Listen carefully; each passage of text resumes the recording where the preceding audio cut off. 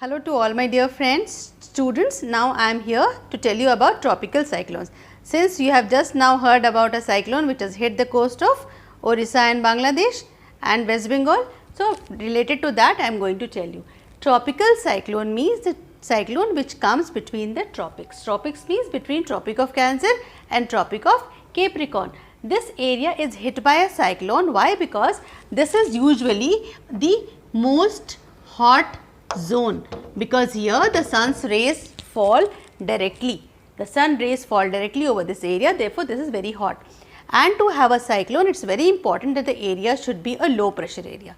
And a low pressure area will be where the temperature is high, where it is hot climate. Because in hot areas, the molecules of the air are spread apart. So, the air exerts low pressure on the ground, on the surface. When the air exerts low pressure, means the air is light, and when the air is light, when the air molecules are spread apart, it flies above. Okay? Whereas, the air from the high pressure always moves towards the low pressure area, because a high pressure area is heavy. Therefore, it is said high pressure. It exerts high pressure over the surface of the earth. So, cold air is always heavy, it is having a high pressure, and cold air is and hot air is always light, and therefore, it exerts a low pressure on the ground. So, you remember children that air always moves from high pressure to low pressure. This is one thing fundamentals that you have to remember when reading about winds and cyclone. So, you got that tropical cyclones come in the tropical areas. Why? Because these are usually hot areas, and therefore, they are usually a low pressure area. Low pressure is denoted by LP. Second important thing is children, there is a force which is called a Coriolis force. What is it? What is that force? That also plays an important role in the cyclones. Earth rotates from, this is west, this is east. Okay, this is brighter side, this is the darker side. The earth rotates from west to east. You can see here children, but it is only the surface which is rotating. The atmosphere is still. So, what happens? Now, one more thing you notice, that the earth when it will rotate, the speed will be the fastest at the center, because from here the earth is the widest. Therefore, when the rotation will take place, the rotation will be faster at the center. Therefore, what happens? That if anything has to come from the polar areas towards this area, what happens to these winds or whatever? They get deflected from here towards the right, from here towards the left. So, this is the pattern of wind, they are getting deflected in these zones. When a cyclone comes, what happens? That suppose a cyclone has come here, means this is the centermost part of the cyclone, which means that this area is a highly low pressure area. The surface water, the sea surface water is having a temperature of 25 to 27 degree or more than that. So, what is happening? Lot of evaporation is taking place, and that area is a low pressure area. Now, these winds, when they are coming towards this low pressure area, what will happen? All the winds which are coming from whatever direction, when the earth beneath it will rotate, what will happen? The wind will get deflected like this. So, you understand children? The wind will start moving in an anti-clockwise direction, and in this manner they will start whirling around the centermost part of the low pressure area. This is also called the eye of the cyclone. Now, this was the bird eye view from the top view, and what happens here?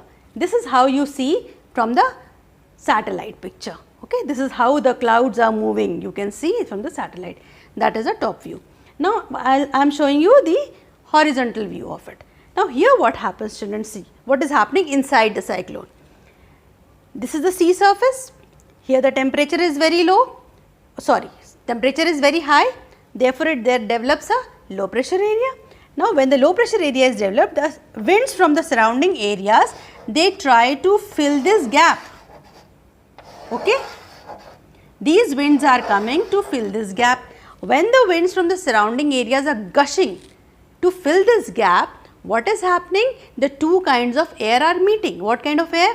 One is hot, this area air is hot, and the other winds which are comparatively colder.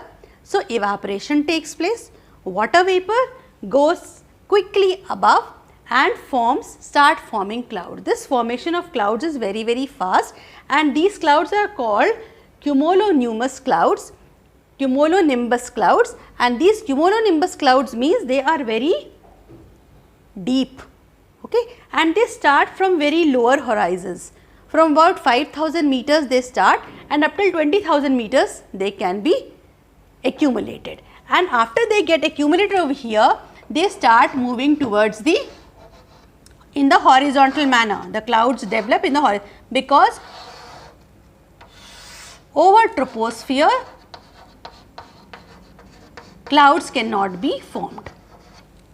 Therefore, the clouds start moving in this horizontal manner in both the directions, and they can go up till 250 kilometers from each side. So, this is the way, children. Now, what happens when this wind is going over here, this becomes the eye of the cyclone, and this central part, this wind when it goes up, it becomes colder because at higher altitude the temperature is cold. Then the cold air then here starts subsiding. So, here this is also called the central part. This wind is moving outside it. The cold winds are moving outside the cyclone. In this eye part, these lines are called the eye wall, and inside that eye wall, the cold air from here is subsiding. Okay. So, this procedure keeps on going because this remains a low pressure area. This remains a hot area which is not becoming colder. Okay. So, this process continues for 4 to 5 days. It intensifies, and because the winds are having the trade winds, they are having a westerly direction. So, therefore, they all will go towards the west. So, this cyclone that has now come, it originated in the Bay of Bengal Sea towards the south, but it moved towards the Indian subcontinent because the winds are blowing towards this side, and this cyclone subsides when it comes in contact with the land, because from the land it does not collect any kind of a moisture.